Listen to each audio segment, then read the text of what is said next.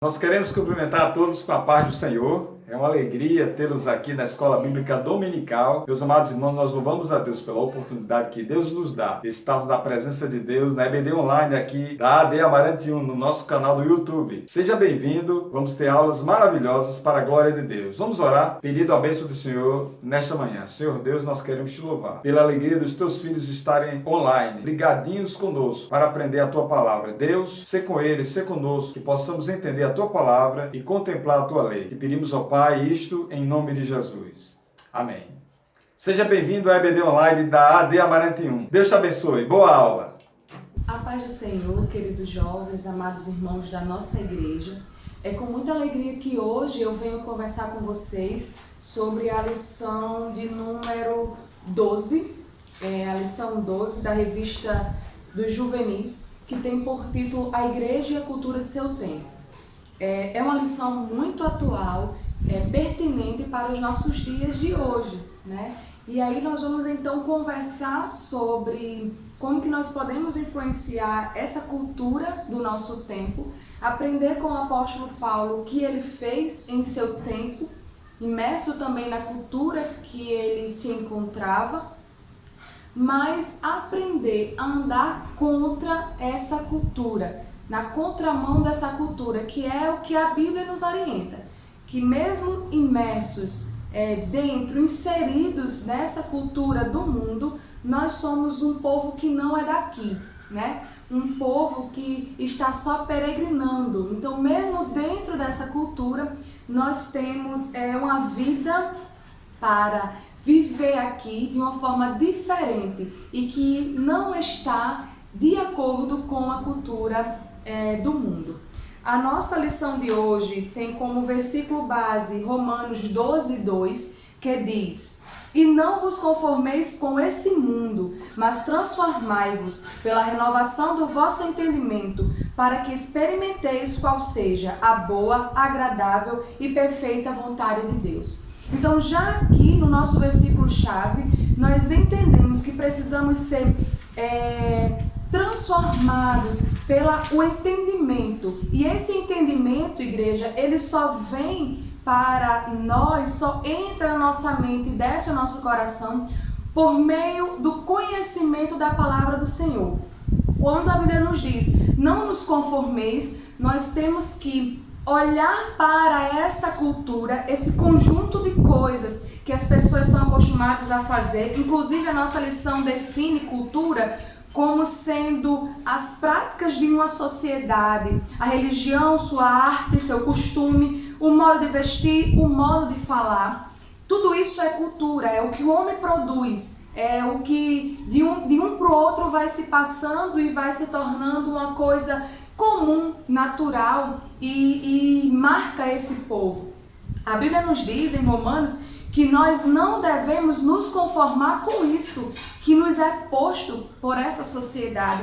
E como que nós vamos ser transformados? Só se transforma o entendimento por meio da palavra do Senhor. Então é importante que nós comecemos essa aula de hoje pensando no tanto de tempo que estamos investindo em transformar esse nosso entendimento.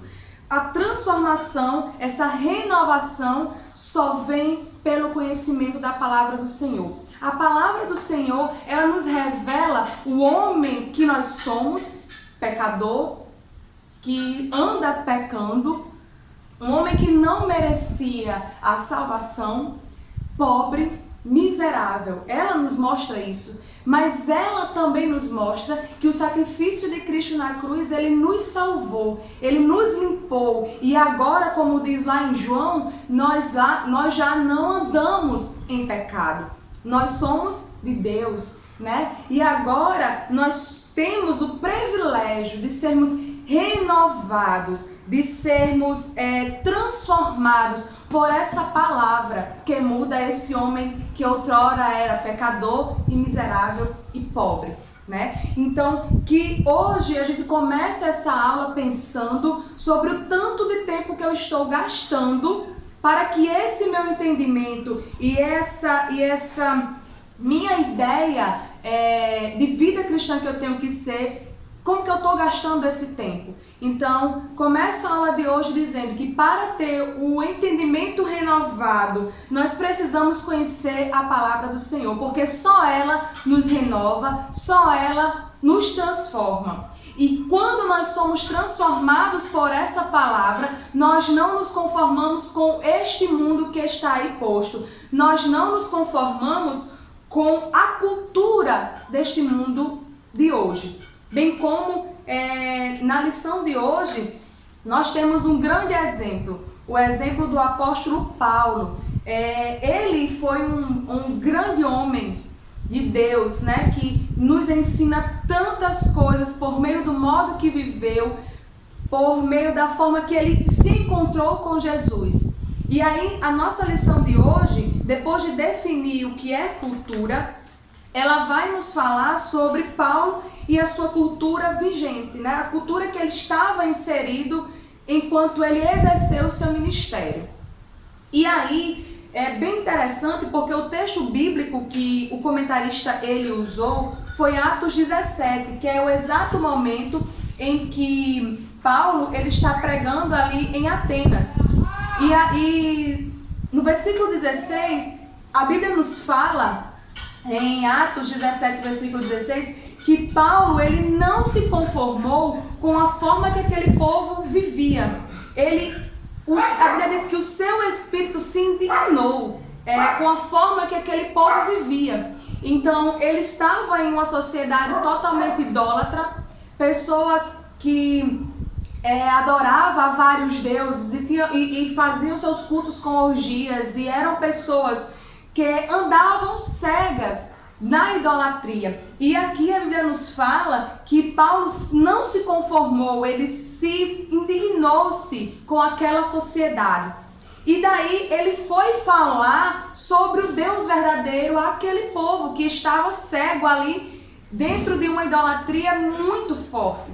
A cidade de Atenas era um local onde tinha um grande templo ao Deus daquela época, onde as pessoas de todos os lugares iam ali oferecer seus sacrifícios naquele templo, e aquelas pessoas viviam suas vidas daquela forma. E o que eu acho interessante é que no versículo 16, quando a Bíblia nos fala que o Espírito de Paulo se revolta contra aquilo, não é o Espírito Santo de Deus que habitava em Paulo, mas sim o Espírito de Paulo que já tinha sido renovado e restaurado pelo poder da palavra de Deus, pelo momento em que ele conheceu a Jesus. Então entenda, se nós vamos hoje conversar um pouco sobre Paulo, e que a Bíblia aqui no versículo 17 de Atos diz que o seu espírito se revoltou contra aquela prática de idolatria, contra aquela cultura daquela sociedade.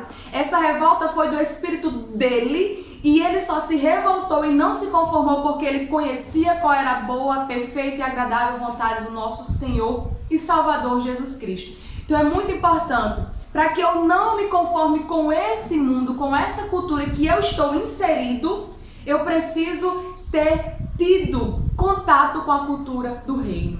Cultura do reino é toda essa cultura e modo de vida cristão que nós aprendemos por meio da palavra do Senhor.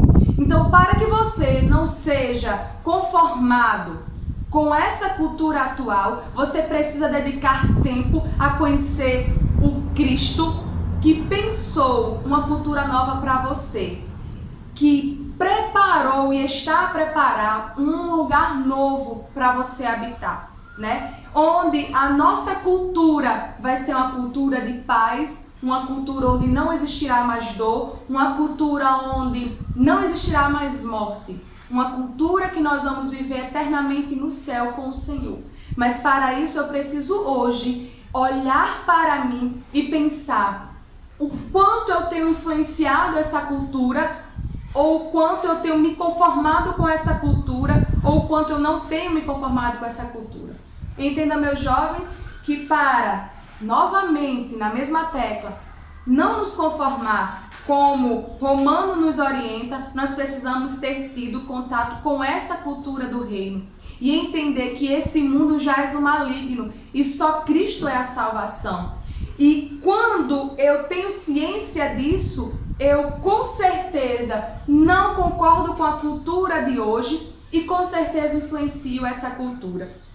Lá em Atos 17, ele continua falando sobre como que Paulo influenciou a sua cultura. Ele viu aquela sociedade toda submersa no pecado da idolatria, da orgia, do mundanismo mesmo, com vários deuses, e ele percebeu que ali tinha um altar que eles colocaram o nome de altar ao Deus desconhecido. E aí aquele povo se perturbou e ficou, poxa, quem é esse que agora está aí falando novas coisas? De um novo Deus, o que é isso? Que invenção é essa? E ele, muito coerente, aproveitando a cultura daquele povo para falar sobre Deus, ele falou, não, eu não tenho uma coisa nova para falar para vocês não. Percebam que ele está usando a cultura, ele não se conforma com a cultura, ele não vive de acordo com aquela cultura, mas ele usa aquela cultura para pregar sobre o Senhor. A cultura era idolatria a vários deuses. A cultura eram cultos a vários deuses. Então ele aproveita essa idolatria desse povo, essa coisa de ter vários deuses e dizer: este altar que vocês fizeram ao Deus desconhecido é o altar do Deus que eu prego. E aí ele enaltece o nosso Deus do capítulo 20, do versículo 20 ao versículo 31 do capítulo 17 de Atos, dizendo que esse Deus que eles chamam de Deus desconhecido nada mais é, nada mais, nada menos do que o Deus que fez todas as coisas, do que o Deus que é dono da vida, é dono da morte, que fez o céu, que fez a terra, do Deus que é soberano, o único e verdadeiro Deus. Olha que sacada boa, meus jovens. Ele aproveita aquele altar. Se vocês leiam depois o capítulo 17 de Atos, e vocês vão ver bem direitinho, abram sua Bíblia aí, leia comigo, aproveita esse momento. E a Bíblia diz, é muito clara, no capítulo 17, que Paulo ele vai andando nas ruas daquela cidade, inconformado com essa cultura que ele estava inserido, e ele vê esse altar com o nome ao Deus desconhecido. Daí, naquele momento, ele passa a pregar esse Deus desconhecido. Então, quando ele passa a falar, olha, o meu Deus é o verdadeiro e é esse que vocês chamam de Deus desconhecido, o povo parou e pensou, se ele está falando sobre esse Deus desconhecido, então eu conheço esse Deus desconhecido, no sentido de saber que não era algo novo, mas sim uma novidade de vida. Porque Paulo ele vai pregar uma novidade de vida, um Deus único e verdadeiro, que não divide a sua adoração com nenhum outro Deus. Mas eu quero que vocês entendam que para que nós possamos influenciar o nosso tempo de hoje, nós precisamos entender que enquanto igreja do Senhor, nós precisamos utilizar da cultura deste povo para falar de Jesus. Quando a gente pensa em cultura e quando a gente pensa em pregar de uma forma que as pessoas entendam, Jesus foi o nosso maior mestre, que pregou sempre por parábolas e sempre se utilizou de coisas que as pessoas tinham costumes de se fazer parte de sua vida. Daí, então, o próprio Jesus ensina isso, e Paulo, nesse dado momento que a nossa lição escolhe relatar, ele faz isso também. Ele aproveita aquele altar de um Deus que tem um Deus desconhecido e prega o nosso Deus, dizendo que é aquele Deus que aquele povo chama de Deus desconhecido como sendo o único e suficiente Salvador. O Deus que entregou seu Filho, um Deus que fez tudo, um Deus que sempre existiu e que é o maior de todos os outros deuses que qualquer homem possa adorar. Então, o tópico 1 da nossa lição, ele fala sobre isso, ele nos fala que Paulo ele contextualiza a sua mensagem com a cultura vigente. E isso é importante para que aquelas pessoas dêem ouvido a Paulo, né? Então, hoje a nossa igreja, eu e você, precisamos entender que para que essa sociedade que está submersa nessa cultura de tanto pecado, ela só vai nos dar ouvido quando pregarmos, e se pregarmos de uma forma que ela também entende. E aí, logo em seguida, ele vai falando sobre como evangelizar então na sua cultura. E aí, uma coisa bem interessante de hoje é usarmos as ferramentas que nós temos, o que está qual a ferramenta, o que contextualiza essa cultura de hoje, o que às vezes nos aproxima dessa cultura de hoje. O que nós estamos submersos, o que nós estamos utilizando também como toda essa sociedade. Hoje em dia é muito sobre redes sociais, então que nós possamos aproveitar e pregar o Senhor dentro desse contexto da rede social. Com essa ideia de isolamento, nós não estamos tendo contato nem com nossos familiares ou com um amigo mais distante, nós não estamos tendo contato.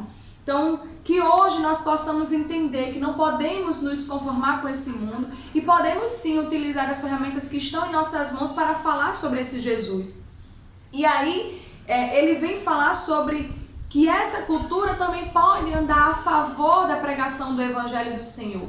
E aí, se eu estou com o meu celular e eu dedico tempo, às vezes aqui, muito tempo inclusive, às redes sociais, então que eu dedique tempo nas redes sociais falando também do Senhor. E aí eu aproveito e pergunto para você, será que a sua rede social ela está de acordo com o padrão de um crente que não tem se conformado com essa cultura vigente?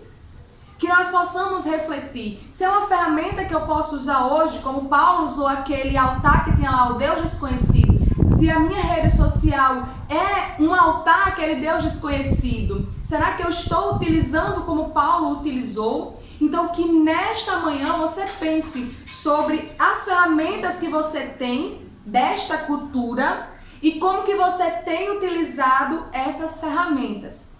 É importante que nós venhamos entender que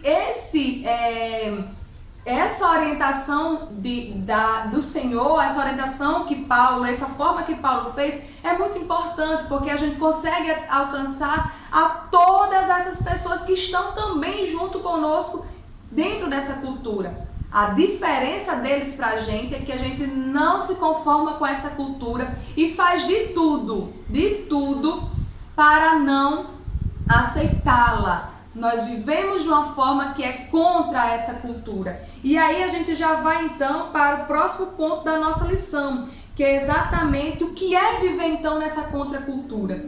E aí, o que é viver contra essa contracultura? O nosso comentarista diz assim: contracultura é definido como a mentalidade dos que rejeitam e questionam alguns valores e práticas da cultura dominante, da qual ela faz parte. Portanto, a contracultura se opõe ao que é normal e habitual em determinada cultura. Hoje em dia nós vivemos em um momento que nunca foi tanto assim, isso não tem nada a ver, isso é normal, você pode fazer isso porque não, isso é antiquado demais você não fazer isso. Mas, jovens, eu e você fomos chamados para andar contra essa cultura. O que o mundo tem dito aí não tem nada a ver? Tem sim, é pecado. O que o mundo tem dito, isso aí é antiquado, pode ser para você, para mim não. Por quê? Porque a sua cultura, querido jovem, não é essa cultura dominante. Você faz parte da cultura do reino, da cultura que é diferente. E aí, eu acho que essa é a coisa mais importante da nossa lição de hoje. A Bíblia nos diz que nós somos chamados para ser sal e luz.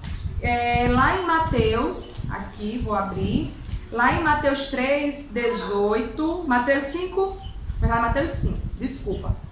Aqui em Mateus 5, nós fomos chamados, eu vou ler aqui para vocês, no capítulo 5, versículo 13. Vocês são o sal da terra, mas se o sal perder o seu sabor, como restaurá-lo?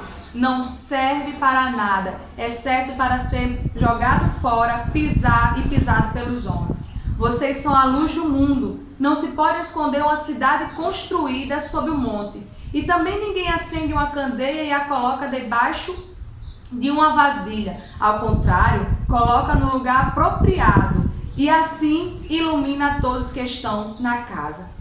Perceba, sal e luz. Quando a gente anda nessa contracultura, nós somos exatamente como o sal, exatamente como a luz. Vanessa, mas esse versículo a gente já conhece tanto, a gente fala tanto sobre isso, mas eu te pergunto, você já refletiu mesmo o que é ser sal e luz nesse mundo? O que é andar nessa contracultura? Percebam que o sal, ele é uma iguaria, né? É um condimento, acho que eu posso dizer que é um condimento, será que eu posso? É um condimento, né? Ele é um condimento, sim. Então, ele é um condimento que ele é ofensivo e também é atrativo. Olha só que coisa. Esses dias o Senhor falava comigo e eu vi umas aulas e eu vi pessoas comentando sobre isso. Ele é ofensivo porque, para conservar, ele mata algumas bactérias, né? Então, se a gente usa para conservar, o processo de conservação também é um processo que mata bactérias. Então, se usa o sal para conservar, ele é ofensivo. Quando você é sal, a mensagem de Cristo, ela está em você. E dentro dessa cultura do mundo vigente, essa mensagem ela é ofensiva, porque a mensagem de Cristo ela diz: ei, deixa esse modo feio de viver, larga essa vida de pecado. E isso é ofensivo para o homem que anda aí cego, pobre, nu, porque ele não quer largar essa vida de pecado. Então, essa mensagem que está em você como um servo de Deus, ela é uma mensagem sim ofensiva. Mas ao mesmo tempo, ela é uma mensagem atrativa, porque ela fala de vida nova, ela fala de esperança, ela fala de dias melhores, ela fala de restauração e restituição, ela fala de céu. E o crente de verdade, ele é esse tempero como sal. Não que você vai ser ofensivo por aí, viu, jovens? Mas que quando você leva uma vida, sim, de acordo com a palavra do Senhor, o seu modo de viver, ele às vezes ofende, às vezes não, ofende sim essa sociedade, porque ele está te dizendo que você está errado, ele está te dizendo que você não é para andar desse jeito, que você é antiquado. Mas lembre que essa é a marca de Cristo em você. Essa marca que ofende esse mundo pecador é Cristo em você. É Cristo que te transformou, te restaurou e te dá a garantia de uma vida nova. Então, mesmo que o mundo diga que não, sim, você tem alguma coisa aí que está o ofendendo, mas que também os atrai, como o sabor que o sal dá na comida, atrai por quê? Porque eles têm sede de Cristo. Mesmo que eles não confessem, eles têm sede do que muitos dizem aí que é uma transcendência, e eu e você conhecemos como o Senhor e Salvador Jesus Cristo. Então, que você e eu sejamos esse sal. Que sejamos então, temos uma vida então na contracultura, que ofende mesmo esse mundo que jaz o maligno. Mas que nós também possamos ser atrativos, termos sabor, que eu e você sejamos árvore, uma árvore bem linda, assim que dá fruto, uma árvore que dá sombra, que quando esse mundo estiver aí, andando e perambulando, pobre, sem destino e cansado, faminto, ele possa se aproximar de mim e você e ache sombra e alimento em nossos frutos. Eu tenho dito isso para mim, eu tenho orado e dito ao Senhor que quero que a minha casa seja como uma árvore bem grande, frutífera, com bastante sombra, para que eu seja um atrativo para esse cansado, para esse faminto. Então, o sal é ofensivo, mas ele também é atrativo. Avalie como que você está sendo, que sal você está sendo. Porque se você não for o sal do jeito que é para ser, de nada vai servir. A Bíblia já está nos dizendo aqui no versículo 13 do capítulo 5 de Mateus. E aí ele vai e diz: olha, você é luz, você não só é sal, você também é luz. E a luz é uma coisa muito linda, porque onde há luz, fica tudo claro, fica tudo na vista, fica tudo mais bonito, né? Hoje, quando eu fui gravar essa aula, eu fiquei pensando, meu Deus, aonde vou gravar, né? Porque tinha que ser num lugar claro, por vocês me verem bem, para vocês até ficar mais agradável ver, porque um vídeo escuro a gente não gosta de ficar vendo muito tempo, né? E avalia eu falando um tempão, então a gente precisa entender de que a luz ela é uma coisa que mostra a verdade. Onde está sujo, a luz mostra. Se a gente não limpar direito a determinado lugar, quando acender a luz vai aparecer a mancha. A Bíblia diz que aquela mulher, quando perdeu a moeda em sua casa, ela abriu todas as janelas, acendeu candeias e foi procurar, porque ficou claro, e aí aparece, isso tudo aparece na luz, né? E aí Jesus usa essa forma de dizer que você também é luz, para demonstrar que você é a verdade neste mundo, e que dentro de você há essa luz que apresenta a escuridão que há nessa sociedade. Então essa luz é colocada em lugar de destaque. Ninguém pega e acende uma vela quando está faltando luz e coloca bem aqui na mesma altura que está a mesa. A gente às vezes bota assim a garrafa de café e bota em cima, né? Que é para poder ficar um pouquinho mais alto do que o nosso prato. Quem nunca fez isso em casa, né? Era só faltar energia, antes que faltava energia direto, que a gente fazia isso. Então essa luz a gente coloca em lugar de destaque. E eu acho muito lindo quando Jesus diz que você e eu somos luz, porque nós não fomos chamados para vivermos uma vida debaixo de nada, escondido ou guardado. Nós fomos chamados a ser luz, a estar em cima, no sentido de estar clareando. Vanessa, como que eu vou ser essa luz? Eu vou ser essa luz falando da luz que existe em mim. Se eu pego essa minha luz e eu escondo de alguma forma, essa luz ela não vai iluminar. Então, se essa vela que eu sou, se eu me pegar e colocar no canto escondido, ela não vai iluminar ninguém. Então, eu preciso iluminar muitos. Foi para isso que eu fui chamada. Foi para isso que você foi chamado. Então, olhe para você. Que sal você tem sido? Que luz você tem sido? A luz escondida ou uma luz bem lá em cima que todos estão vendo? Não tenha dúvidas, jovem, não tenha dúvida de que quando eu e você somos sal e luz, do jeito que a Bíblia nos orienta, nós estamos andando contra essa contracultura, nós estamos andando na contracultura, nós estamos contra esse nada a ver que o mundo está submerso e nós agradamos ao Senhor.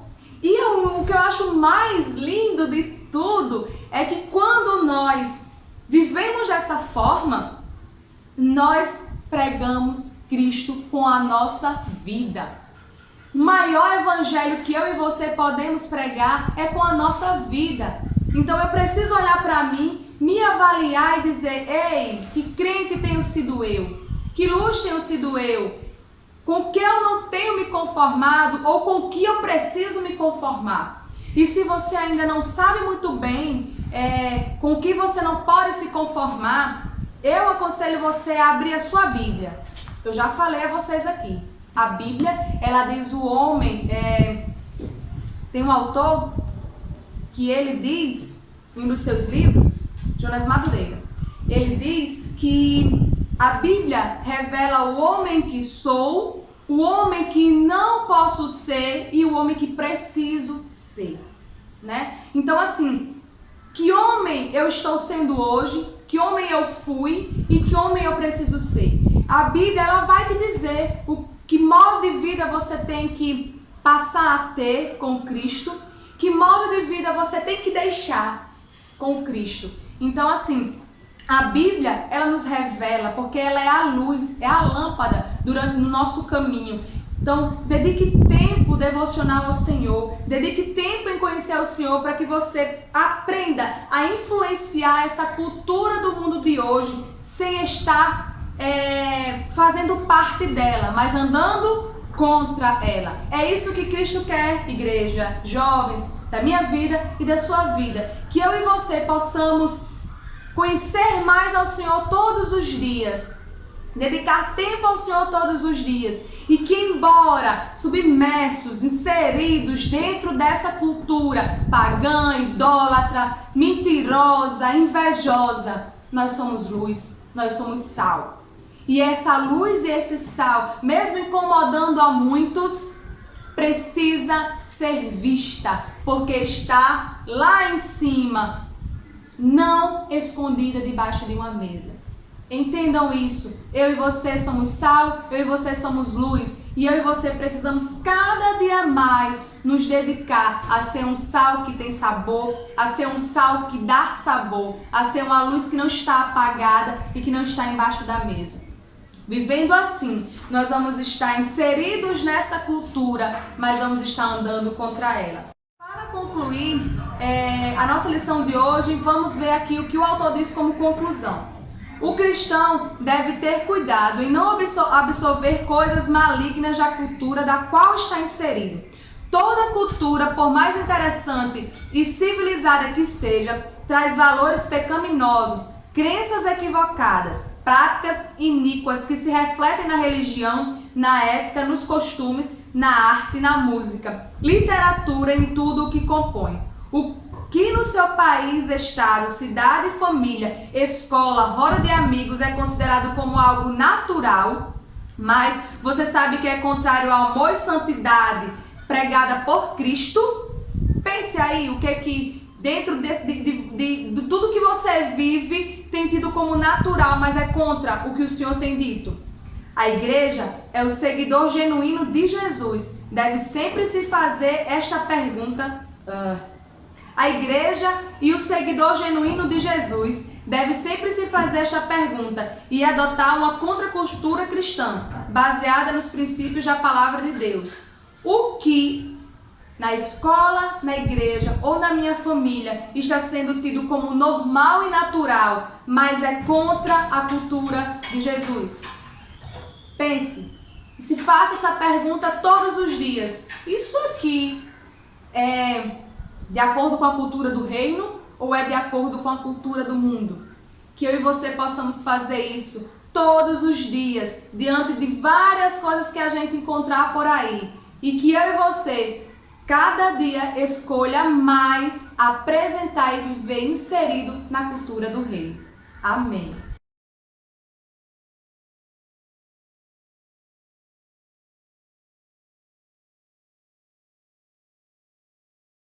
Paz do Senhor Jesus para todos, saúde irmãos, com a paz do Senhor, os irmãos do Amarante e todos que estão nos ouvindo. Bom, nesse momento nós vamos fazer um comentário, né, nessa aula sobre o discipulando, o ciclo, primeiro ciclo, né? A revista do trimestre inteiro, ela fala sobre conhecendo Jesus e o reino de Deus. Essa lição aqui. E a lição que vamos abordar hoje é a lição número 12, sendo um discípulo de Jesus, que está focado lá no texto bíblico base, em João capítulo 15, versículo 1 ao versículo 11. Mas antes de nós começarmos a fazer esse comentário, eu convido os irmãos a baixar suas cabeças e façamos uma breve oração para que o Senhor nos ilumine nesse momento. Senhor Deus grandioso, louvado seja o teu nome, exaltado para todo sempre. Chega nesse momento nos corações e nas mentes, Senhor, e nos ajuda, Senhor, a abordar essa lição segundo a direção do teu Espírito Santo, para que possamos, Senhor, nesse momento, conhecer mais um pouco da tua palavra e da tua vontade para todos nós, nos ensinando a sermos discípulos teus. Em nome de Jesus, te pedimos e agradecemos. Amém. Bom, sendo um discípulo de Jesus, é esse o tema da lição número 12. E o texto bíblico base, como já dissemos, já está lá em João capítulo 15, versículo 1 ao 11. Temos três tópicos que vamos abordar aqui, né? O primeiro tópico ele fala permanecendo em Cristo e produzindo o fruto do amor. O segundo tópico, os irmãos podem ver nas suas lições, está dizendo o seguinte: vivendo para a glória de Deus. E o terceiro tópico fala sobre o amor como característica identitária do discípulo de Jesus.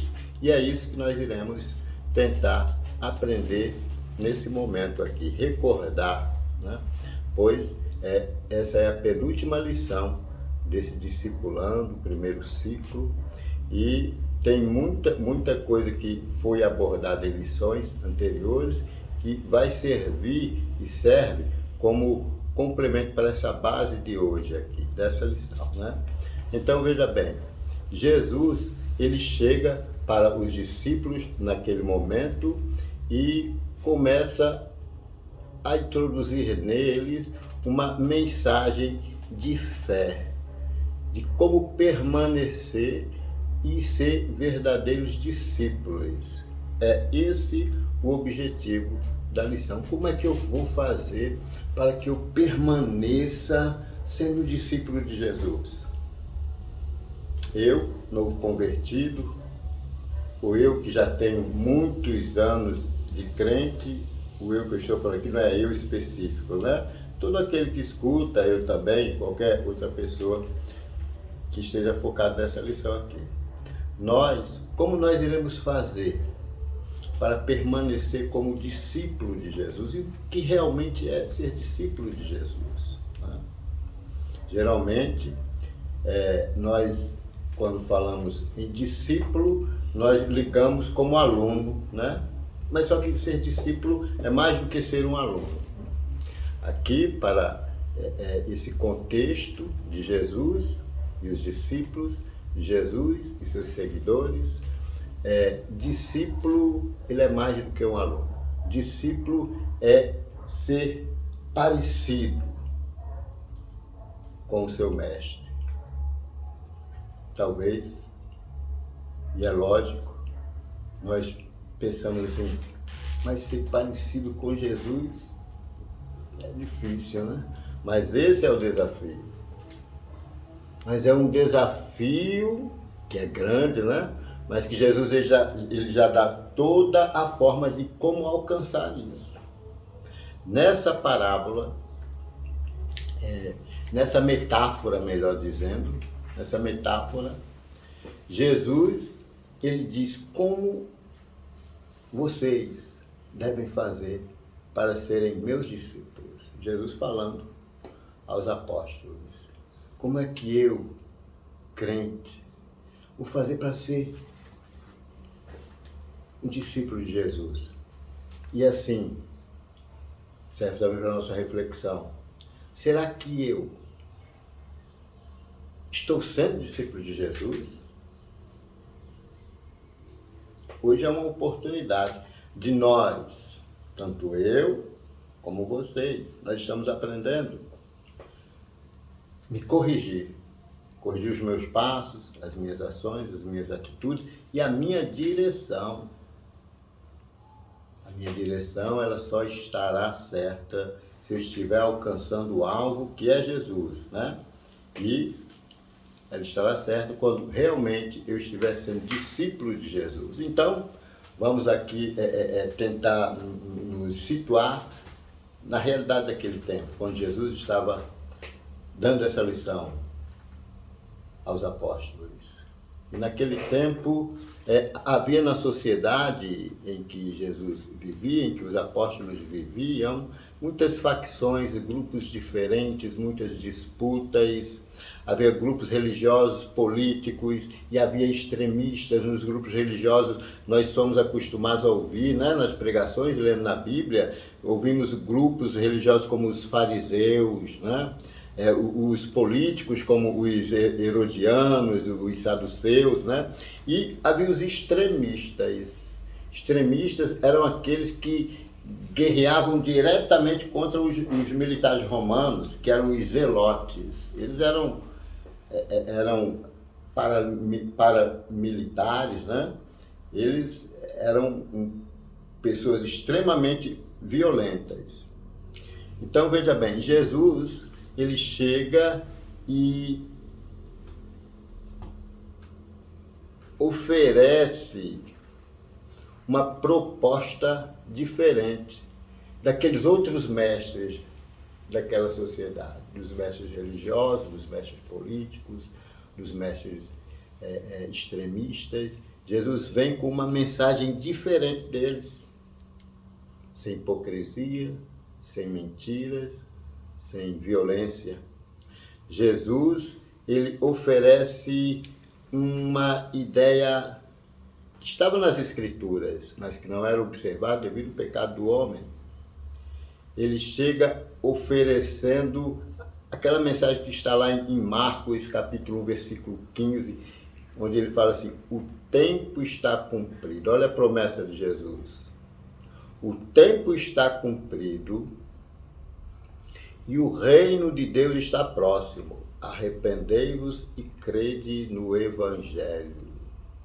O Evangelho, a mensagem que transforma, a mensagem que me alcançou, que lhe alcançou, né? Então, Jesus, ele diferente daqueles outros mestres, ele não era escolhido pelos discípulos, mas ele escolhia os discípulos.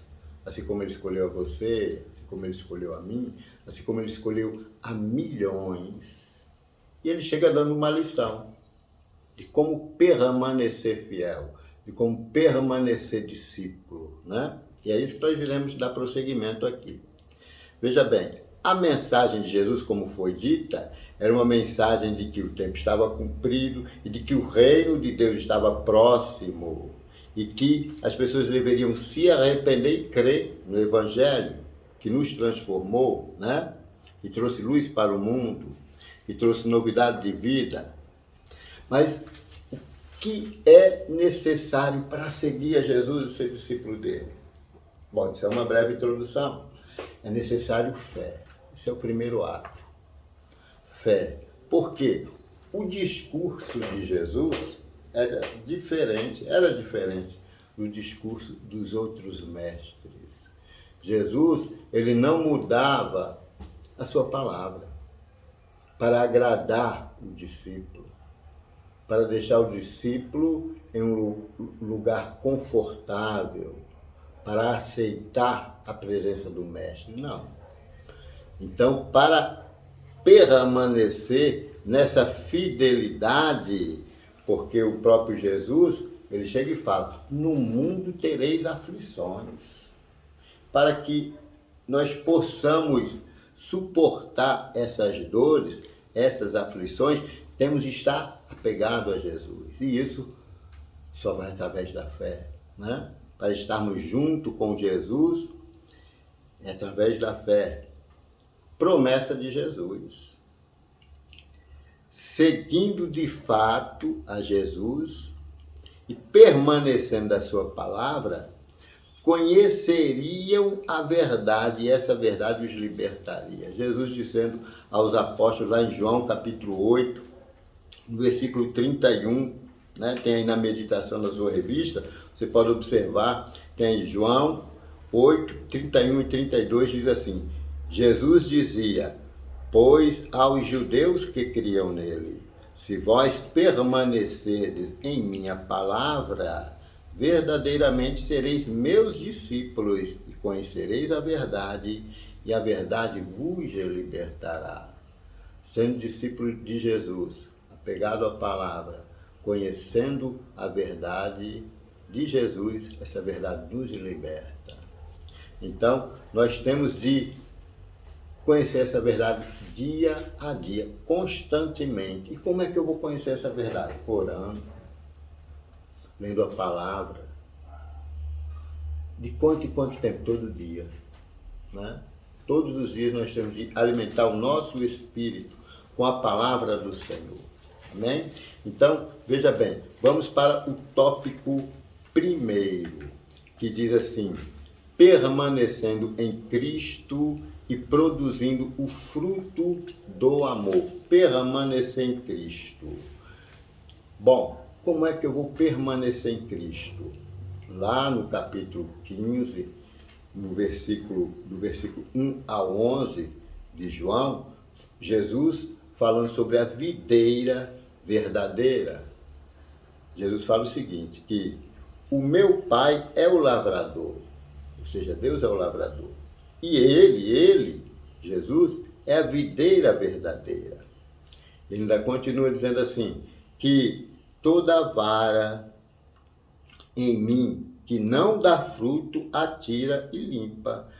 Limpa toda aquela que dá fruto, para que dê mais fruto.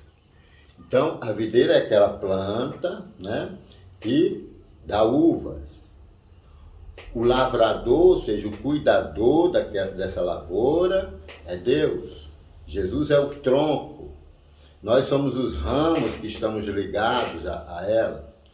E nós, estando ligados ao tronco, não há dúvida, vamos dar fruto. Esse é o segredo. Estar ligado ao tronco, dá fruto. Se eu estiver ligado a Jesus Cristo, eu vou dar fruto. Não tem como não dar. Por quê? Porque o lavrador, ele está cuidando. Quem é o lavrador? Deus, o Pai. Certa feita, na palavra está lá escrito: há alguma coisa impossível para Deus? Não há nada impossível. Pode ser a tarefa mais difícil,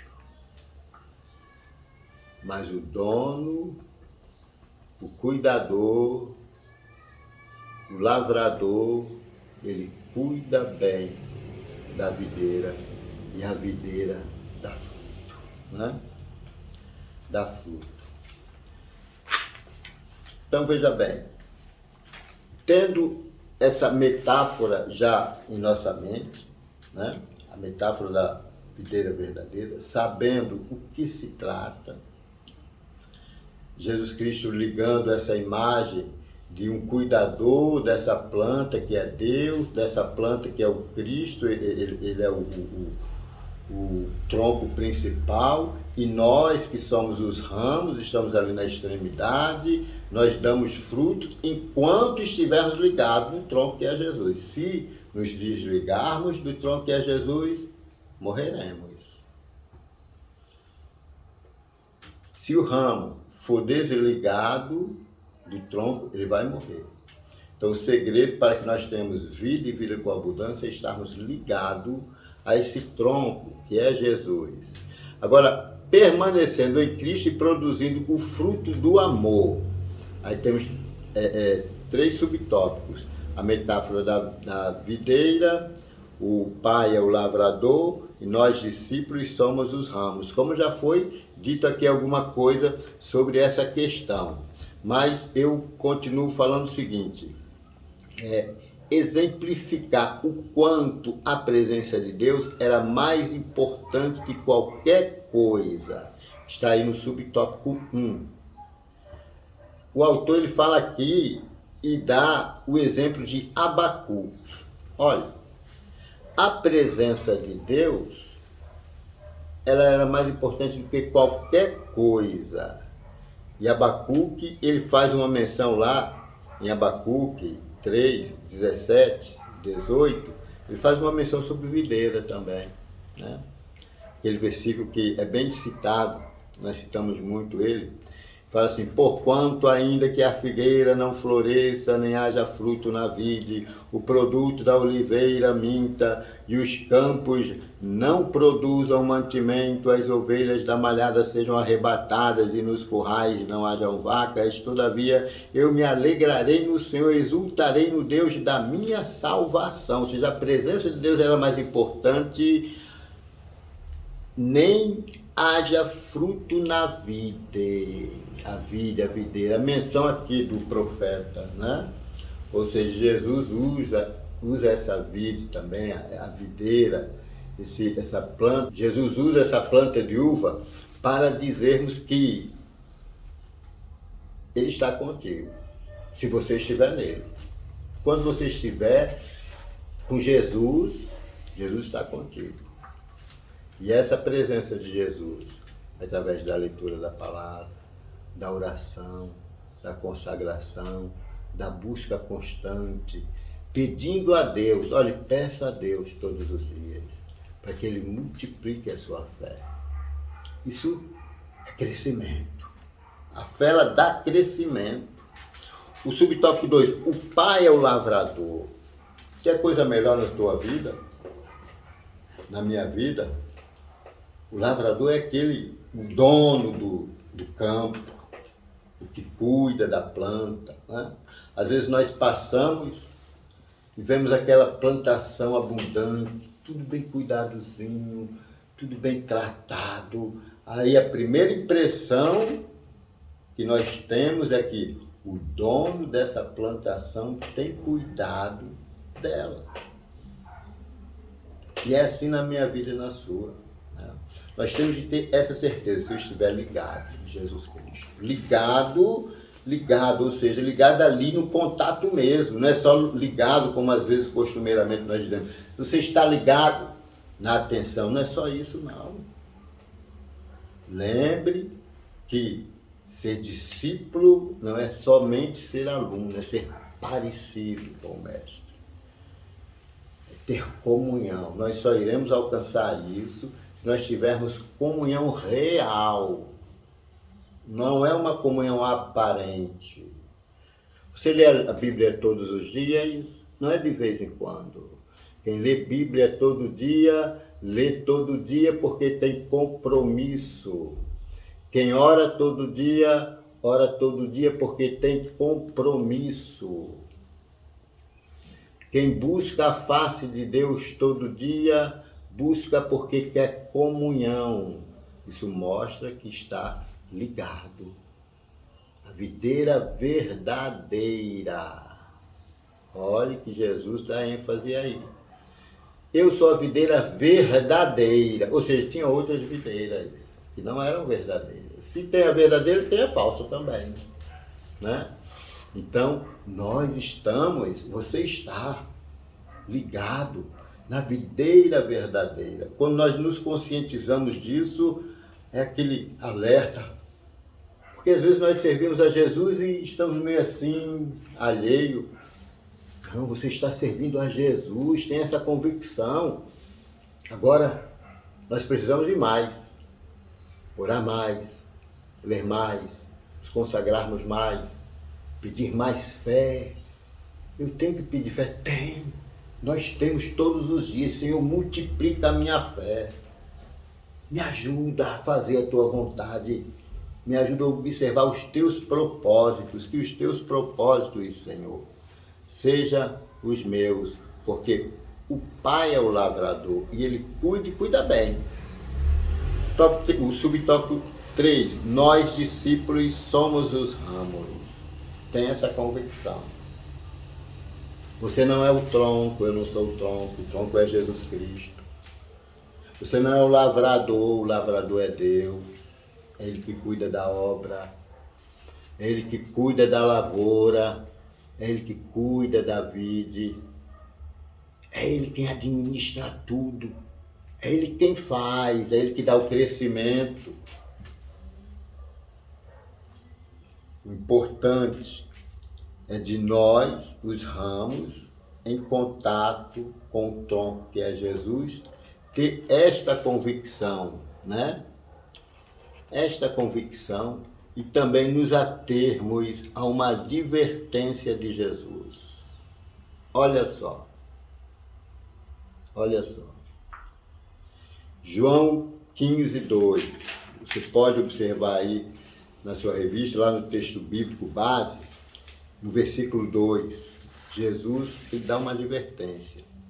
No versículo 2 ele diz assim: toda vara em mim que não dá fruto, atira.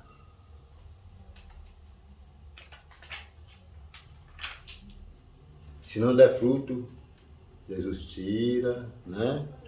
E se desligar, vai morrer. Morre. Então, nós temos de estar atento a essa advertência inicial. Toda vara em mim que não dá fruto, atira. Quando uma vara, ou ramo, a vara aqui também é o ramo, é tirada ou cortada, dentro de poucos minutos ela murcha e ela morre. Então, o nosso cuidado, a nossa atenção tem que ser isso. Todo dia quando você acordar, você ora ao Senhor, pede para que nos desafios do dia você continue ligado no tronco que é Jesus. Peça para que o lavrador lhe dê discernimento, multiplique a sua fé e lhe faça produzir bons frutos. Frutos sempre melhores. Agora, o tópico 2. O tópico 2, ele fala de vivendo para a glória de Deus. Vivendo para a glória de Deus. É bonito isso, não é? Vivendo para a glória de Deus. Aqui é uma parte bem prática sobre essa metáfora da videira. Algo para a nossa vida. Como é que eu vou estar vivendo para a glória de Deus? Será que é só eu estar gritando glória a Deus, glória a Deus, glória a Deus? É mais, né? Vivendo para a glória de Deus. Bom, nós já vimos o significado da metáfora, né? O subtópico 1 do tópico 2, ele fala aqui o significado da metáfora. Esse significado nós já vimos, né?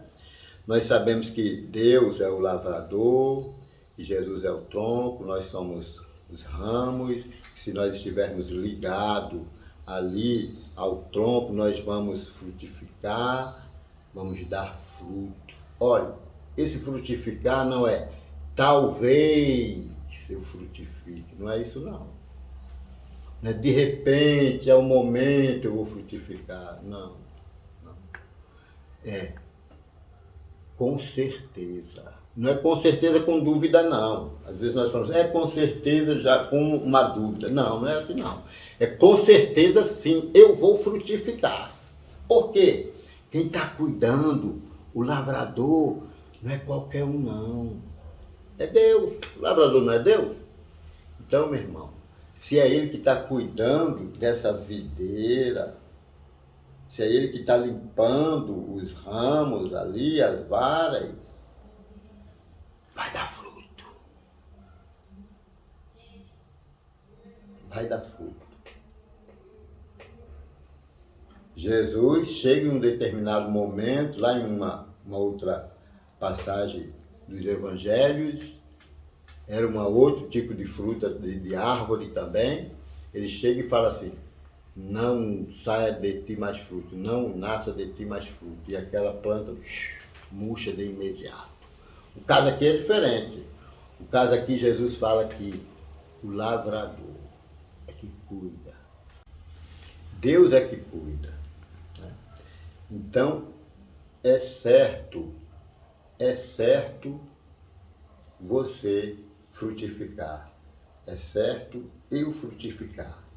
E o segredo é estarmos ligados em Jesus Cristo. Ah, eu vou orar, talvez, em tal dia. Não. Mas está ligado. Assim não é estar ligado, não. Orar quando quer, não se ora quando quer. Ler a palavra quando quer, não se lê a palavra quando quer. Fazer a vontade de Deus quando quer, não se faz quando quer. Se faz quando quer e quando não quer. Se ora quando quer e quando não quer. Aí está ligado. Rapaz, eu não tenho condição de orar, mas eu vou orar. É porque você está ligado em Jesus. Não se lê a palavra somente quando quer. Assim não tem graça. As coisas boas e honestas e decentes e corretas nem sempre dá vontade de a gente fazer constantemente. Aí quando nós colocamos na mente, rapaz, querendo ou não querendo, eu vou ler a palavra. Querendo ou não querendo, eu vou orar. Querendo ou não querendo, eu vou me consagrar. Eu vou pelo menos uma vez por mês fazer um jejum. Por quê? Porque eu estou ligado na videira. Não é qualquer videira não, é Jesus Cristo. Eu não sinto a presença de Deus, porque ele não está ligado. Se ligue em Jesus Cristo. Já faz tanto tempo eu não sinto mais aquela alegria, aquela vontade de estar na presença do Senhor. Porque você está se desligando. Se ligue à videira. Se apegue, ore, clame, tenha compromisso, né? E o Senhor, Ele faz maravilha, porque Ele está cuidando dessa obra. Ele está cuidando de você. Tenha essa convicção, essa fé, não é isso? Aí vem a questão da petição. Petição é o quê? O pedido, né? Jesus, ele fala assim, tudo que pedires, aí então se dará, né? Ou seja, se as minhas palavras estiverem em ti, quando as palavras do Senhor estão em nós, é porque nós temos compromisso com Ele, com a palavra dEle. E essa questão de tudo que eu pedi, eu estando ligado à videira, Deus faz acontecer, Deus abre as portas, Deus dá. É porque esses meus pedidos não são pedidos egoístas, não são pedidos que está fora da vontade de Deus, mas pedidos que estão dentro da vontade de Deus. Geralmente o que está na vontade de Deus tem uma ligação íntima com a obra dele, com o reino dele, porque você agora faz parte do reino. Então os nossos pedidos têm de estar no reino, vinculado ao reino de Deus. Tem que estar voltado à vontade dele, à obra da salvação, às missões, à congregação. Nesse momento de grande tribulação no mundo, de grande dificuldade, você tem orado pelos irmãos, orado mesmo por aqueles que não são crentes, pelos seus familiares? Tenho certeza que sim. Mas se não, nós estando ligados a Jesus, temos obrigação de orar até pelos nossos inimigos. Se eu estou ligado em Jesus Cristo, eu tenho essa comunhão. E esse amor, ele me faz viver essa questão de intercessão para com o próximo. O subtópico 3 do tópico 2, a glorificação do Pai através da vida do discípulo. Aí você tendo essa comunhão com Deus, essa comunhão através de Jesus Cristo, você ligado à videira e dando fruto, porque quem está cuidando dessa plantação é Deus, você dando fruto e fruto abundante. Aí Deus é glorificado na sua vida. Todos vão dizer, olha o que Deus fez, né? Olha essa plantação, como aquelas pessoas que admiram aquela plantação quando passa assim, vê aquela plantação bonita, bem cuidada, e admira aquele que cuida daquela plantação, aquele Senhor que cuida daquela plantação ali, é um Senhor capaz, é um Senhor zeloso, é um Senhor cuidadoso, é um Senhor que entende do que está fazendo. Assim também eles falarão a respeito de Deus através da sua vida. Eles falarão, olha quem era e olha o que Deus fez na vida dele, glória a Deus. Pessoas irão dizer assim, eu quero ser assim também, né? Ou seja, você vai fazer o que, às vezes eu escuto algumas pessoas dizerem, que tem pessoas que evangelizam só com a mostra da sua vida, ou seja, pessoas veem aquele pessoal passando ali, aqueles crentes, aí falam, eu quero ser assim. Eu tenho uma lembrança forte disso na minha vida. Quando eu era criança, tinha 10 anos de idade, na minha rua passava um crente quase todos os dias. Isso já faz muito tempo, né? Tinha 10 anos de idade, então fazem 43 anos. Eu tenho 53. Então, eu ficava olhando assim pela porta, passava aquele crente, aquele era o Senhor já. Ele passava por volta de meio-dia, de 11 horas, quase todos os dias. Eu imagino que ele ia para Pocinho de Jacó, né? A oração do meio-dia ali. E eu pequeno, tinha 10 anos, e eu olhava assim e via Jesus Cristo na vida daquele homem. E eu falava, eu tinha 10 anos, eu falava, um dia eu vou ser um crente assim. Quer dizer, eu nunca falei com aquele irmão, mas ele pregou para mim só através da vida dele. E uma vida rápida que ele só fazia passar ali todos os dias e eu avistava ele. Ou seja, Deus estava sendo glorificado através daquele fruto que estava passando ali, né? Porque aquele irmão estava ligado na videira verdadeira. Agora vamos para o tópico 3 para nós fecharmos aqui a lição, amém? O amor como característica identitária do discípulo de Jesus. É esse um foco muito importante. O amor é a identidade que mostra se eu sou realmente, é o que identifica se eu sou discípulo de Jesus. Olha, Jesus, ele entrou na minha vida, entrou na sua vida e tem esse processo. Ele está cuidando de nós, ele está limpando, né, as varas ali. E essa questão de dar fruto, não é assim, você vai dar o máximo de fruto a partir de agora. Não. Você vai dar bons frutos, porque você vai crescer na presença do Senhor, você vai aprender na presença de Deus. E com o tempo de Deus, você vai dar fruto. E a certeza de dar fruto é certeza mesmo, porque o cuidador é Deus. Agora, o que mostra que realmente eu sou discípulo de Jesus é se eu tenho essa identificação do amor, né? A frutificação abundante como prova do discipulado, a veracidade do nosso discipulado. Jesus afirmou que além desse ato de glorificar o Pai, tal será uma prova de que somos de fato seus discípulos. Ou seja, o fruto subjetivo que está em mim. Lembre que fruto é só um, né? Jesus Cristo falou que o amor era o fruto.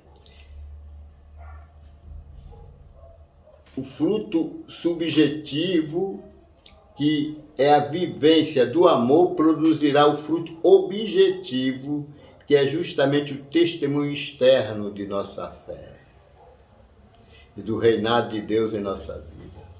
Ou seja, você tem amor porque você está ligado na videira verdadeira. E esse amor agora você vai tirar de dentro de você e vai partilhar com o seu próximo, seja ele quem for. Às vezes, o nosso próximo é o nosso, ele se coloca como nosso inimigo às vezes, e você tem que partilhar isso com ele, né? Então, veja bem, essa identidade do amor nos caracteriza como discípulo de Jesus, discípulo autêntico. A marca identitária é também a prova definitiva. Jesus Cristo falou assim, olha, um mandamento vos dou.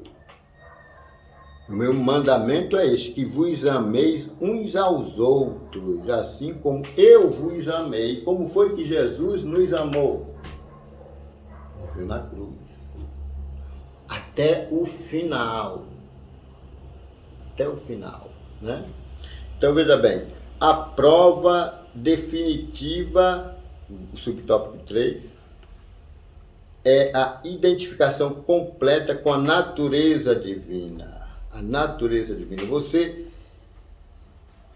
demonstra essa prova definitiva quando nós oferecemos o amor, pelo menos numa medida aproximada ou aparente, da que o Pai ofereceu por nós ao nosso próximo. Quando nós fazemos isso, aí essa identidade ela é completa, né? problemas, eles virão e não há quem viva sem problema. Mas Jesus, através do apóstolo Paulo, ele fala lá em Romanos 8, 38 e 39. Ele diz assim, Romanos 8, 38 e 39, o apóstolo fala: porque estou certo de que nem a morte, nem a vida, nem os anjos, nem os principados, nem as potestades, nem o presente, nem o porvir, nem a altura, nem profundidade, nem nenhuma outra criatura nos separará do amor de Cristo, do amor de Deus que está em Cristo Jesus, nosso Senhor. Então, mesmo diante das dificuldades, dos problemas, dos desesperos, das desesperanças que a sociedade nos apresenta, nós temos de ter a convicção que temos de estar ligados na videira que é Jesus Cristo. Que quem cuida dessa obra é Deus, Ele tem cuidado de você. Amém? Então ficamos por aqui e encerramos, concluindo essa lição, dizendo que o discipulado não para aí, continue dando seus passos, buscando ao Senhor e fazendo tudo de agrado com o Espírito Santo de Deus, para que Ele continue em você, te abençoando, cuidando de você e fazendo crescer abundantemente em Cristo Jesus. Eu agradeço por essa oportunidade e atenção. Amém.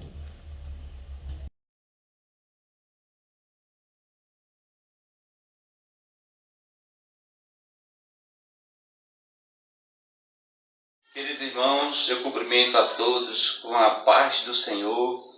É com muita alegria nesta manhã que nós estamos com essa oportunidade de trazer para você aqui uma reflexão da palavra do Senhor. A lição número 12 da nossa revista cristã. Nós estamos já finalizando o trimestre que tem sobre o tema o verdadeiro pentecostalismo. Já chegamos agora à lição de número 12, que é essa que nós queremos, junto com os irmãos, tratar desse assunto tão maravilhoso nessa manhã, a urgência do discipulado. O texto áureo nos diz assim: portanto, ide, ensinai a todas as nações, batizando-os em nome do Pai, do Filho e do Espírito Santo. Está em Mateus 28, 19.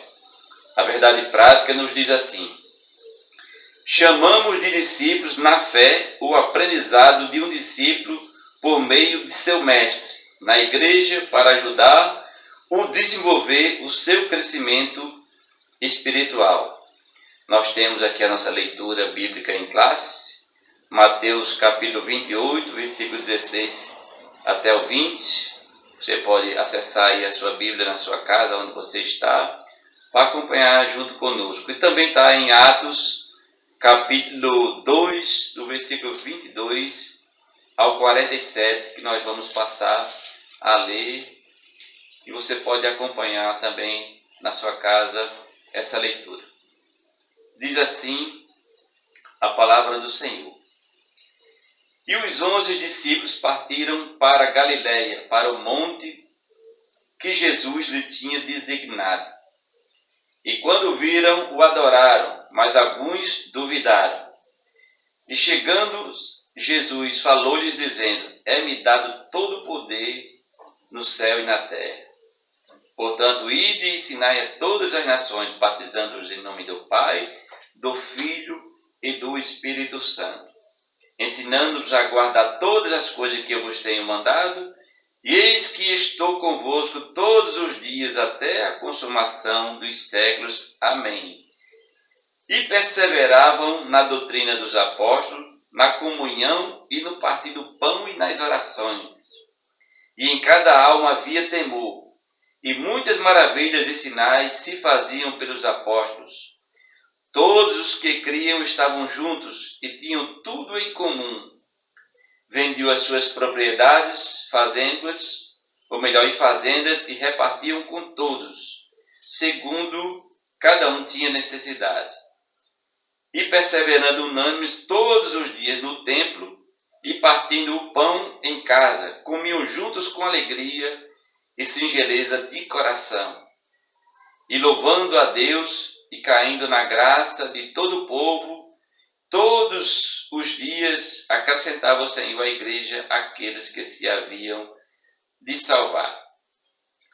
Os objetivos dessa lição, primeiro é conceituar o discipulado, elencar o tripé do discipulado, palavra, comunhão e serviço, e mostrar que o discipulado gera um crescimento sadio para a igreja. Vamos à nossa introdução. No tópico primeiro, diz assim, é uma pergunta retórica para a nossa reflexão. O que é discipulado? O que é discipulado? Vem do latim aprendiz, aluno. Aluno é interessante saber que significa ausência de luz. O A é ausência de e luno é luz, ausência de luz. Tá? O discipulado exige, na nossa introdução, exige pregação do Evangelho. A pregação do Evangelho e também exige influenciação do Evangelho. E envolvimento no Evangelho. Presta atenção, porque esses três tópicos ele será totalmente abordado e desenvolvido durante a nossa aula. Vai estar baseado nesses três tópicos. Eu vou repetir para que você possa ter um entendimento mais aprofundado. Pregação do Evangelho na vida do discipulado, influenciação do Evangelho na vida do discípulo, né? Do discipulado vai ter que ter isso aí. E, por último, uma forma abrangente, o envolvimento dele, do discípulo, no Evangelho. 1.1. Discípulo é, antes de tudo, um seguidor. É aquele que segue os caminhos do Mestre. É aquele que procura imitar o Mestre, de maneira de absorver dele os maiores ensinamentos, tanto teórico como prático. Os discípulos do Senhor, eles estavam trabalhando. Quando o Senhor Jesus, ele chegou, Mateus capítulo 19, disse Jesus, vinde após mim, e vos farei pescadores de homens. Vendo, olha, o Senhor o chamou, o chamou para seguir. Seguir quem? Seguir os passos do Mestre. E assim foi a base do ensino do discipulado do Senhor, baseado no ensino teórico, o Senhor falando, o Senhor chamando, procurando os envolver na obra. Por isso ele os trouxe para seguir os seus passos, para dele aprender. Esse ensinamento sempre foi assim, tanto no Novo como no Antigo Testamento. Nós vamos abordar aqui também sobre a chamada de um homem de Deus chamado Josué, que aprendeu com o seu senhor Moisés. Êxodo capítulo 24, no versículo 13, diz, e levantou Moisés com Josué, o seu servidor, sabe? Aquele que estava sempre procurando estar junto dele. Foi justamente aquele a quem o Senhor escolheu, porque ele estava sempre presente. Certamente Moisés olhou assim, é esse que eu quero chamar para seguir. E com certeza o mestre, quando ele chama um discípulo, um aprendiz, é justamente com esse intuito de dar seguimento. E foi justamente o que aconteceu. Tanto com o Senhor, quando estava sendo assunto aos céus, deixou o seguimento, o serviço para os seus seguidores. E assim também foi lá atrás, como foi na vida de Moisés, precisando passar o serviço, e quem estava junto com ele era justamente Josué. Então, ele foi um seguidor e foi um discípulo para dar prosseguimento à obra do Senhor. Isso. 1.2, a grande comissão. A grande comissão. Ide por todo o mundo, ensinai a todas as nações. Mateus capítulo 10, versículo 7, né? Quando o Senhor lhe comissionou os seus discípulos, né? Mateus capítulo 10 fala da grande comissão. Tá? Ele disse, quando chegar nas cidades ou nas casas, aonde você chegar, vocês digam, é chegado agora o reino dos céus. Né? Esse é o ponto de partida da pregação do Evangelho. Né? A comissão daquele que está imbuído a pregar a palavra do Senhor tem que ter como ponto de partida o reino dos céus. E não pode ser diferente. Né? Nós fomos chamados, comissionados para falar do reino de Deus. Né? O reino de Deus é muito abrangente, mas ele tem esse foco, né? De falar das coisas concernentes ao reino do Senhor, num reino diferente aqui nessa terra. Portanto, ele disse, quando chegar na cidade, diga primeiro, é chegado a vós agora o reino dos céus. Mateus capítulo 10, no versículo 20, né? O Senhor ele diz, olha, vós sois as minhas testemunhas, né? E o Espírito Santo falará por vós. Porque a grande preocupação é, vou falar o quê? Né? O que é que eu vou falar? Não se preocupe, se você tiver no seu coração a vontade de seguir os passos do Mestre, você não se preocupe. Naquele momento será colocado em vocês o que vai haver de falar. Né? O Espírito Santo é que vai falar por vocês. Será colocado na sua boca aquilo que se deve falar. Educação cristã 1.3. A doutrina dos apóstolos. Tá? A educação cristã está toda baseada nos ensinamentos do Senhor, dos seguidores dos 12, e também dos apóstolos que também fez discípulos. Tudo é baseado na doutrina do Senhor e na doutrina dos apóstolos. Atos capítulo 2, no versículo 42 e 43, é muito interessante essa passagem, porque ele diz que todos eles perseveravam. Então tinha perseverança, tinha comunhão no partir do pão e continha unidade nas orações, e também a Bíblia diz que em todas essas almas havia temor. Então, na educação cristã, na doutrina dos apóstolos, não faltava perseverança, não faltava comunhão no partir do pão, e eles eram focados na oração. E esse conjunto de qualidades eram sempre regadas no temor do Senhor. E assim havia crescimento, havia paz, havia comunhão, havia disseminação através dos discípulos que se preocuparam em guardar a palavra do Senhor, sempre olhando, seguindo os passos do Mestre. Então, eles se preocupavam em estar sempre juntos, unidos, perseverantes, comendo, porque eles eram companheiros. A palavra companheiro é aquele que come e participa do mesmo pão. Então eles tinham comunhão na perseverança, comunhão no partir do pão, oravam sempre buscando o reino do céu, o fortalecimento, e a Bíblia diz que em todas essas almas havia temor. Então, nesse primeiro tópico, nós vemos a base do discipulado, a grande comissão e a educação cristã. Então, seguindo assim, nós vamos partir para o próximo tópico, aonde nós vamos desenvolver outros temas, dando prosseguimento a esse ensinamento nesta manhã.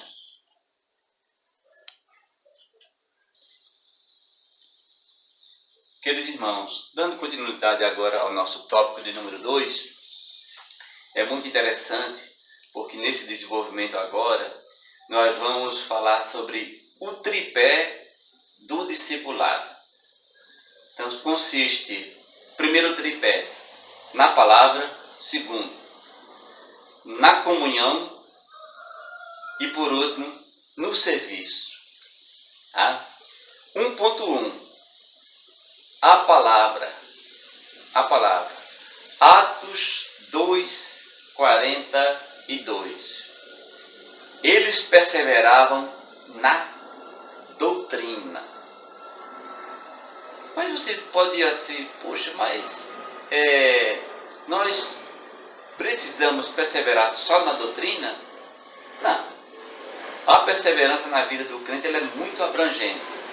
Não só na doutrina, mas se você não conseguir perseverar na doutrina, você não vai conseguir perseverar em outras coisas. Primeiro você tem que se solidificar, crescer no conhecimento da palavra, se doutrinar para alcançar patamares ainda maiores. Porque a caminhada do crente é assim mesmo, é um constante crescimento. Então, o tripé, palavra, comunhão e serviço. Atos 2:42, eles perseveravam na doutrina dos apóstolos. Então, deveria ter outros tipos de doutrina, mas o interessante ali era esquecer dos rudimentos do mundo e guardar a doutrina dos apóstolos, que com certeza já tinha guardado a doutrina do Senhor Jesus Cristo.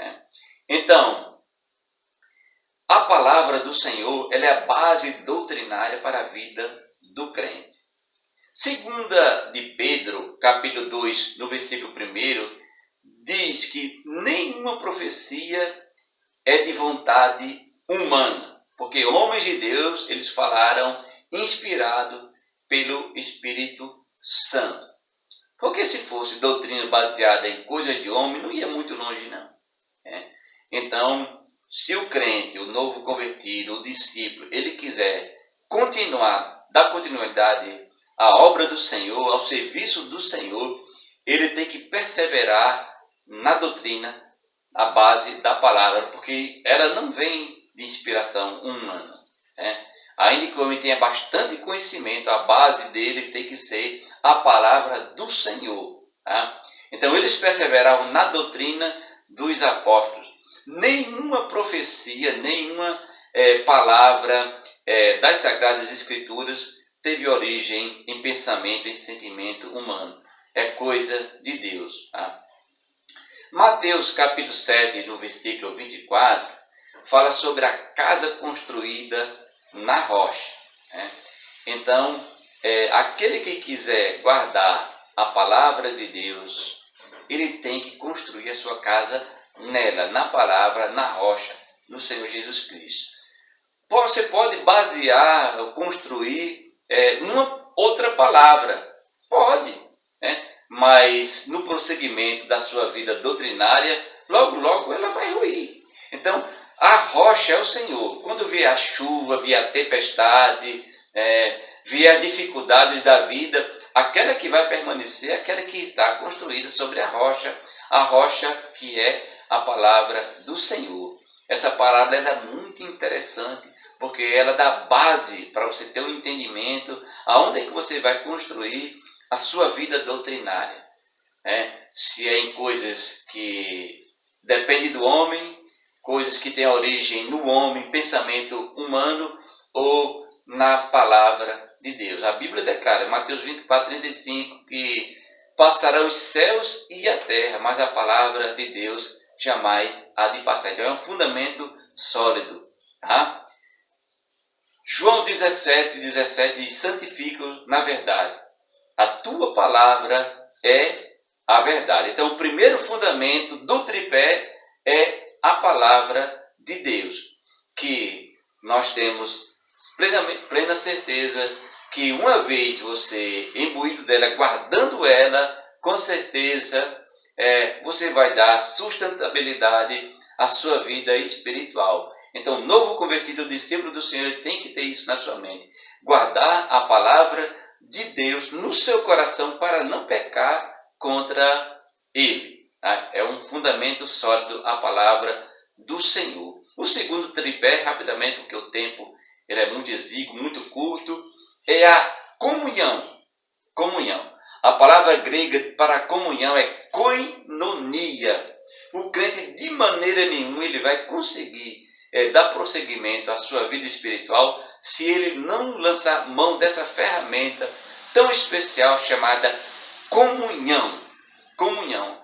Comunhão, ela te dá base para um crescimento em união, em unidade, junto com todos aqueles que pensam igual a você, que convergem no mesmo pensamento, para haver uma disseminação do Evangelho. Porque aquele que tem contato com a palavra do Senhor, esse contato não vai ficar na superficialidade, não, de maneira nenhuma, né?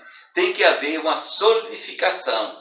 E isso você vai precisar de pessoas que pensam igual a você, que vivem essa mesma doutrina igual a você. Daí vai te dar força para dar prosseguimento. Então, você vai precisar de palavra, você vai precisar de comunhão. A Bíblia declara que os discípulos, eles estavam juntos, eles tinham tudo em comum. Atos 2:44, tá? Essa perseverança de andar junto, de ter comunhão, dava força e graça para que houvesse prosseguimento na obra do Senhor. Então você vai precisar de palavra, você vai precisar de ter comunhão. O Salmo 133 é muito conhecido no nosso meio, que ele diz: ó, quão bom e quão suave é que os irmãos vivam em união. Essa união é que vai fazer com que as pessoas lá de fora olhem para nós e sintam vontade de vir para o Evangelho e seguir essa palavra que você segue. Agora, se você abrir mão desse pilar, abrir mão da palavra, você não dá nem prosseguimento.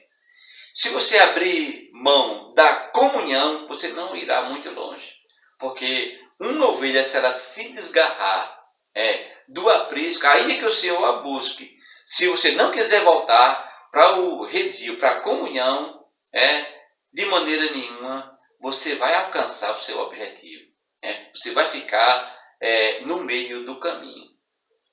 E para a gente concluir esse tópico, precisa de serviço. Então, palavra, comunhão e serviço. Ou seja, é o envolvimento na obra do Senhor. É como se fosse a capacitação e agora o treinamento em prática. Você precisa trabalhar na seara do Senhor. Você já tem a palavra, já tem comunhão. Agora você vai se envolver para trabalhar para o Senhor.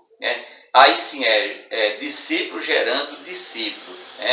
O Senhor, ele era um só. Então ele fez 12 fez 70, daqui a pouco era 500, daqui a pouco era 3.000 almas, e assim foi se multiplicando. Por quê? Porque ele se preocupava em guardar os ensinamentos do Senhor, e cada um desses iam trabalhando, e então a igreja ia se multiplicando. Então, é o trabalho realizado na obra do Senhor. O Salmo 100, no versículo 2, diz: servir ao Senhor com alegria e apresentai-vos diante dele com cântico. Então, servir ao Senhor com alegria. Mateus 9:37 diz: rogai, pois, ao Senhor da seara, para que mande trabalhadores para a sua seara. Analisando então o tópico de número 2. Então o tripé ficou assim, dessa maneira: a palavra do Senhor, a comunhão e o serviço para o crescimento na obra do Senhor Jesus. Tópico agora de número 3, o nosso último tópico dessa lição, o discipulado e o crescimento sadio da igreja. Nós temos, primeiro, crescimento espiritual, solidificação espiritual do novo crente. Isso é um conceito básico, rápido, para a gente ter o entendimento desse primeiro subtópico. Repetindo: crescimento espiritual, solidificação espiritual no novo crente, do novo convertido, do discípulo do Senhor. Oséias 6:3 diz: conheçamos e prossigamos em conhecer ao Senhor. Já pensou se o crente ele chegasse e se acomodasse, tivesse uma vida estática espiritualmente e não tivesse um prosseguimento? Como é que a obra do Senhor iria avançar? Com certeza, de maneira nenhuma. Né? Mas o crente, o próprio Espírito de Deus, ele vai colocando no seu coração a vontade de crescer. E você vai crescendo à medida que você vai tomando conhecimento da obra do Senhor, da palavra do Senhor. Então, vai dando graça para que você prossiga, para que haja uma multiplicação em obra do Senhor, ela venha dar prosseguimento. Então, Oséias 6:3 diz: conheçamos e prossigamos em conhecer ao Senhor. Então, isso vai dar base para solidificação espiritual na vida do crente. O nosso segundo subtópico, agora do tópico 3, diz crescimento numérico. Primeiro, crescimento espiritual, agora crescimento numérico. Mas há quem diga, o Senhor ele não quer quantidade, o Senhor ele quer qualidade. Mas se não tiver qualidade, também não vai ter quantidade não. Então, interessante para ter crescimento numérico, você se dedicar com maior esmero à qualidade. Tá? O Senhor diz: ide e fazei discípulos. Então, isso já está dando a ideia de crescimento numérico. É um crescimento gradativo, de maneira rápida. A igreja ela cresceu rapidamente. Em poucos dias a Bíblia diz que já tinha 3.000 almas, daqui a pouco cresceu, já tinha 4.000, e assim foi se multiplicando à medida em que eles iam crescendo na dedicação do evangelismo, da difusão da palavra do Senhor. Então, segundo subtópico, crescimento numérico. Atos 2:47 diz que todos os dias o Senhor acrescentava as almas. Olha só, todo dia o Senhor ia acrescentando as almas, porque os discípulos iam perseverando na doutrina, iam perseverando no serviço, iam perseverando na comunhão. Tudo isso faz base para a vida do crente e para a expansão do reino de Deus aqui. Crescimento numérico depende de crescimento espiritual, depende de virtude, depende do serviço, da disponibilidade, da vocação, depende do Senhor, da busca, da comunhão, das orações. Tudo isso vai acarretar em crescimento numérico. A Bíblia fala que o Senhor só vai voltar quando esse evangelho, o evangelho do reino, lembra, quando chegar numa cidade, diz: aqui é chegado o reino dos céus. Esse reino ele só vai chegar até os confins da terra quando a igreja continuar pregando o evangelho. Não pode ficar estatizada, ela tem que continuar em crescimento. Atos 6, no versículo 1, diz que eles cresciam tanto que naquele momento teve uma certa murmuração, porque um se dedicava apenas no serviço de distribuição, e já não podia mais pregar. Então eles se reuniram e separaram uns para servir, e outros para ensinar e a pregar a palavra, de maneira em que todos perseveravam em paz e em comunhão, e assim a igreja ela foi crescendo e o reino do Senhor ele foi tomando uma abrangência maior. E isso não é diferente nos dias de hoje. A igreja ela não pode ficar parada. Para crescer, ela tem que continuar pregando a palavra, tem que haver paz, tem que haver comunhão, e o nome do Senhor vai estar sempre sendo glorificado quando a doutrina dos apóstolos, a doutrina do Senhor Jesus Cristo, ela está enraizada no nosso coração. Bom, a nossa conclusão é esta. Após nós termos passado todas as bases da nossa lição, nós concluímos aqui que Deus tem interesse no bem-estar social e espiritual do ser humano. Isso vale para a igreja e para a sociedade. A educação com base nos princípios cristãos é importante porque, além dos valores espirituais, contribui na construção de uma sociedade civilizada. A base dos valores morais e espirituais é a Bíblia Sagrada. Então, queridos irmãos, que Deus abençoe a cada um de vocês, que Deus continue abençoando a igreja, e aquele que quer seguir ao Senhor, siga os passos do Mestre, que Deus possa continuar abençoando a cada um, em nome de Jesus Cristo. Graças a Deus, meus amados irmãos, nós louvamos a Deus pela alegria de estarmos aqui. Até esse momento você está conosco, não é? A alegria de compartilhar as coisas de Deus e aprender a palavra não tem preço. Seja bem-vindo a AD Amarante 1, nosso canal do YouTube. E você que não se inscreveu, se inscreva. E você que está inscrito, compartilhe esse vídeo, chame os seus irmãos, seus amigos, para aprender a palavra de Deus. Neste momento nós vamos encerrar a Escola Bíblica Dominical online da EBD Amarante 1, em nome de Jesus. Vamos orar? Senhor Deus, nós te louvamos pela alegria dos teus filhos terem aprendido a tua palavra. Senhor, eu sei que as circunstâncias são difíceis, mas os teus filhos estão dispostos, com corações abertos, a aprender a tua lei. Fica conosco, ó Pai, te pedimos a tua bênção em nome de Jesus. Deus te abençoe!